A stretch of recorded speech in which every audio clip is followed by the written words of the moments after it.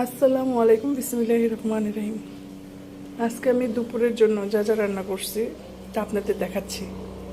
এখানে আছে সাদা ভাত, এটা আছে হলো মুসুর ডাল, এটা আছে বাচ্চা মাছ ভুনা, এটা আছে হলো শুটকি দিয়ে সবজি আমার মা দিছে, আর এখানে আছে হলো পেঁপে ভাজি, আর এটা আছে হলো চাল কুমড়া পাতার ভর্তা, আর এখানে আছে ফ্রাইড রাইস।